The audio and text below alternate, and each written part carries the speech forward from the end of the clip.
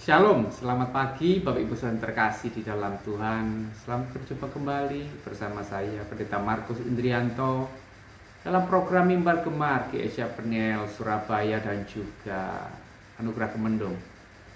Hari ini hari Rabu tanggal 11 Oktober 2023. Kita sama-sama akan belajar kebenaran firman Tuhan sebelum kita memulai aktivitas kegiatan hari ini. Sebagaimana pembacaan kita, saya diberkati di dalam Mazmur pasal 34 ayat yang ke-7 sampai yang ke-12. Mazmur 34 ayat yang ke-7 sampai yang ke-12. Saya beri judul renungan pagi hari ini yaitu berkat atas orang-orang yang hidup takut akan Tuhan. Berkat atas kehidupan orang-orang yang takut akan Tuhan. Ibu saudara, saya bacakan ayat 7. Orang yang tertindas itu berseru dan Tuhan mendengar, ia menyelamatkan dia dari segala kesesakan. Malaikat Tuhan berkemah di sekeliling orang-orang yang takut akan dia, lalu meluputkan mereka. Perhatikan kata takut akan dia. 9. Kecaplah dan lihatlah betapa baiknya Tuhan itu. Berbahagialah orang yang berlindung kepadanya. 10. Takutlah akan Tuhan, hai orang-orangnya yang kudus, sebab tidak berkekurangan orang-orang yang takut akan dia. Dalam ayat 10 ada dua kata takut akan dia. 11. Singa-singa muda merana kelaparan, tetapi orang-orang yang mencari Tuhan tidak akan kekurangan suatu apapun yang baik. 12. Marilah anak-anak, dengarkanlah aku. Aku takut akan Tuhan, akan kuajarkan kepadamu. Pesan kebenaran firman Tuhan pagi hari ini intinya Alkitab mengajarkan kita. Firman Tuhan pagi hari ini mengajarkan kepada kita tentang artinya hidup takut akan Tuhan. Kata takut akan Tuhan dalam bahasa Ibrani yaitu yira. Yira. Nah, kata takut akan Tuhan ini sebenarnya secara literal itu respect, hormat, ya, menghargai, segan, seperti itu. Ya, takut, hormat, respect, segan. Karena kita sungguh hormat, menghargai, respect kepada pribadi Yesus Kristus Tuhan yang Maha Kudus, Maha Suci. Nah, kata takut akan Tuhan ini mempunyai definisi, yaitu takut akan Tuhan adalah membenci kejahatan. Aku benci kepada kesombongan, kecongkakan, tingkah laku yang jahat, mulut yang penuh tipu muslihat. Ya, jadi penjabaran rasa takut akan Tuhan atau hidup takut akan Tuhan itu ternyata disinggung di dalam Amsal pasal 8 ayat 13. Nah, Amsal pasal 8 ayat 13 ini juga menjadi jadwal pembacaan kita hari ini. Ya kan? Selain dalam Mazmur, pembacaannya dari Mazmur 34, kemudian dalam Perjanjian Lama Bilangan pasal 25-26, kemudian Perjanjian Baru dari Markus, kemudian Amsal terambil dari Amsal 8 ayat yang ke-12 sampai 14, dan kebetulan di ayat 13 juga berbicara tentang takut akan Tuhan. Luar biasa. Ya, kebetulan. Dan di situ dijelaskan tentang takut akan Tuhan itu lebih detail, didefinisikan lebih jelas. Takut akan Tuhan adalah membenci kejahatan. Sebab apa? Sebab Tuhan benci kepada kesombongan, kecongkakan, tingkah laku yang jahat, mulut yang penuh tipu muslihat. Ingat itu. Tuhan membenci kejahatan. Tuhan membenci kesombongan, kecongkakan, tingkah laku yang jahat, banyak hal. Mulut yang penuh tipu muslihat.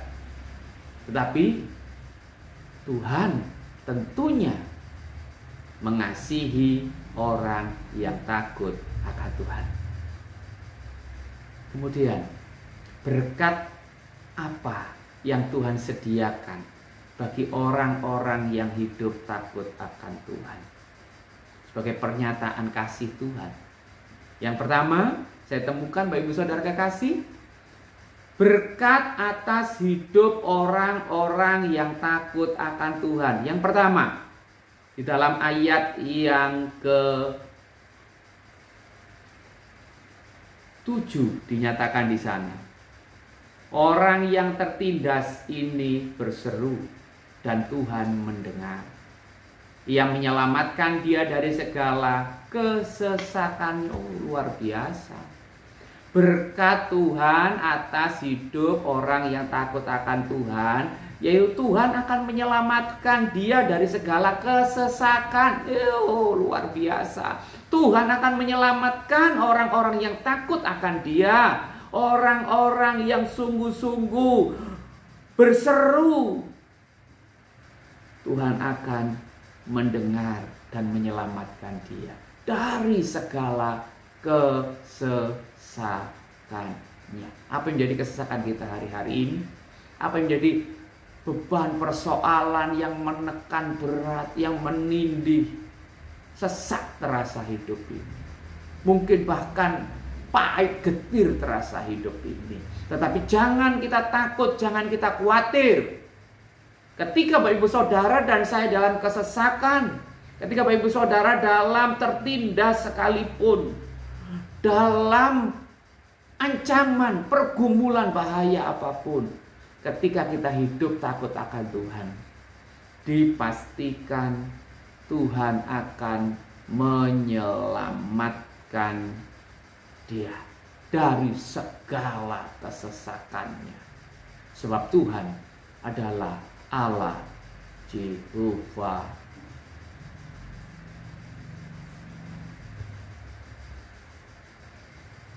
Allah adalah Allah El Shaddai, Allah yang maha kuasa, Allah Jehovah Rafa, Allah sumber kesembuhan kita, Allah Jehovah Jireh, Allah yang menyediakan yang kita butuhkan, Allah Jehovah Nitsi, panji-panji keselamatan dan kemenangan kita. Haleluya. Mengapa Tuhan memberi jaminan meluputkan dia dari segala kesesakannya? Dijelaskan ayat yang ke-8. Sebab malaikat Tuhan berkemah di sekeliling orang-orang yang takut akan Tuhan. Haleluya. Malaikat Tuhan berkemah di sekeliling orang-orang yang takut akan Tuhan. Malaikat Tuhan adalah perpanjangan tangan Tuhan, perpanjangan jaminan pemeliharaan, penyertaan, perlindungan Tuhan bagi orang-orang yang takut akan Dia. Sehingga tidak ada yang jahat, tidak ada kesesakan, tidak ada hal yang akan mencelakakan, membahayakan kehidupan orang-orang yang takut akan Tuhan. Yang kedua, berkat atas orang-orang yang hidup takut akan Tuhan tidak berkekurangan satu apapun yang baik. Kita lihat di dalam ayat yang ke-10. Takutlah akan Tuhan, hai orang-orangnya yang kudus, sebab tidak berkekurangan orang yang takut akan Dia. Ini penting di tengah-tengah situasi kondisi yang sulit, pasca pandemi yang memang belum pulih betul, situasi sulit, ekonomi sulit, untuk usaha begitu sulit, begitu susah. Lapangan pekerjaan juga seperti itu. Hampir semua masih dalam proses pemulihan. Secara ekonomi ya regional, nasional, bahkan internasional masih dalam kondisi seperti itu. Bahkan peperangan di Rusia, Ukraina juga mempengaruhi global, kondisi ekonomi secara global. Dan mau tidak mau Indonesia juga mengalami dampak. Jika Indonesia mengalami dampak, di mana kita tinggal hidup, Jawa Timur, Surabaya juga mengalami dampak. Kita sama-sama mengalami dan merasakan betapa berat dan sulitnya kehidupan ini. Tetapi ada satu penghiburan, ada satu jaminan yang luar biasa dalam situasi sulit, kondisi yang tidak gampang hari-hari ini pasca pandemi. Tetapi Tuhan memberikan jaminan yang luar biasa. Tidak akan berkekurangan orang-orang yang takut akan Dia. Saya rasa ini kuncinya. Ini rahasianya untuk kita mengalami pemeliharaan Tuhan. Allah Jehovah Jireh, Allah yang menyediakan apa yang kita perlu, sebab Dia Allah provider. Tetapi kita harus punya hidup takut akan Tuhan, respect, hormat dalam situasi yang sulit, dalam situasi yang sukar, ekonomi yang masih begitu berat. Tapi kita tetap hidup takut akan Tuhan, tidak akan menghalalkan segala cara, tidak akan mencari jalan pintas, tidak akan kita melakukan hal-hal yang penuh tipu muslihat untuk meraih sesuatu keberhasilan, untuk meraih sesuatu kesuksesan. Tidak, tetapi kita akan tetap senantiasa hidup takut Tuhan dengan satu iman, keyakinan, dan pengharapan bahwa orang-orang yang takut akan Tuhan tidak kekurangan suatu apapun. Bahkan dijelaskan dengan begitu luar biasa. Ayat 11, singa-singa muda sampai merana kelaparan. Padahal kita tahu singa-singa muda, ketika masih muda singa-singa itu punya kekuatan luar biasa. Sehingga dia berburu dan jarang sekali singa muda itu akan kelaparan. Nah, di alam liar singa muda sebagai namanya raja. Iya kan? Raja hutan. Dia tidak akan kelaparan. Tetapi sampai dinyatakan singa-singa muda seperti itu bisa kelaparan. Tetapi orang-orang yang mencari-cari Tuhan, orang-orang yang hidup takut Tuhan, di tengah-tengah kesesakan, di tengah-tengah tindasan, himpitan, tekanan, dia mencari Tuhan, dan hasilnya tidak akan kekurangan sesuatu pun yang baik. Haleluya. Yang ketiga, orang berkat Tuhan atas hidup orang yang takut akan Tuhan. Yaitu apa? Ayat yang ke-9. Kecaplah dan lihatlah betapa baiknya Tuhan itu. Berbahagialah orang-orang yang berlindung kepadanya. Orang-orang yang takut Tuhan dijamin hidupnya berbahagia. Sebab firman Tuhan menyatakan, kecaplah, lihatlah, alamilah betapa baiknya Tuhan itu.